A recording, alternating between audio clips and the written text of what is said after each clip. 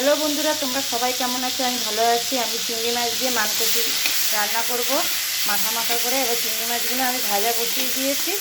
মানকচি সিদ্ধ হয়ে গেছে। এবার আমি একটা বাটিতে ছেঁকে নিই। চিংড়ি মাছগুলো ভাজা হয়ে গেছে, আমি তুলে নিয়েছি। এবার পাঁচ ফোড়ন দেবো, একটু পাঁচ ফোড়ন আর একটু পেঁয়াজ দিয়ে দিচ্ছি। এটা ভালো করে একটু ভাজা হোক, তারপরে কচুটা ছেড়ে দেবো। এবার কচুটা দিয়ে দিচ্ছি। এবার এগুলোকে ভালো করে কষিয়ে নেবো, তারপর পরে জল দেবো, তারপর মাছটা ছেড়ে দেবো। সামান্য একটু নুন দিয়ে দিলাম, সামান্য একটু হলুদের গুঁড়ো দিয়ে দিলাম, রং হওয়ার জন্য একটু কাশ্মীরি লঙ্কার গুঁড়ো দিয়ে দিচ্ছি।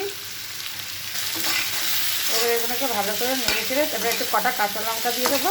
বেশি করে লাগবে না, কচুটা আমি সিদ্ধ করে নিয়েছি তো। কটা গোটা গোটা লঙ্কা দিয়ে দিলাম।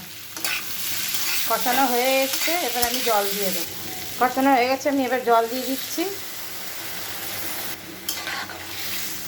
আর অল্প একটু দেবো। এবার ঝোলটা ফুটে উঠলো, মাছটা দিই। ঝোলটা ফুটে গেছে, আমি মাছটা দিয়ে দিচ্ছি। এবার একটু ঢাকা দিয়ে রাখবো। কচু সিদ্ধ হয়ে গেছে।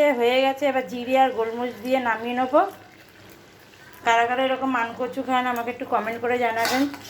শেয়ার করে দেবেন, সাবস্ক্রাইব করে দেবেন, ইউটিউবে লাইক করে দেবেন, ফেসবুকে ফলোয়ার্স করে দেবেন। Tata, bye bye. ভালো থাকবেন, সুস্থ থাকবেন।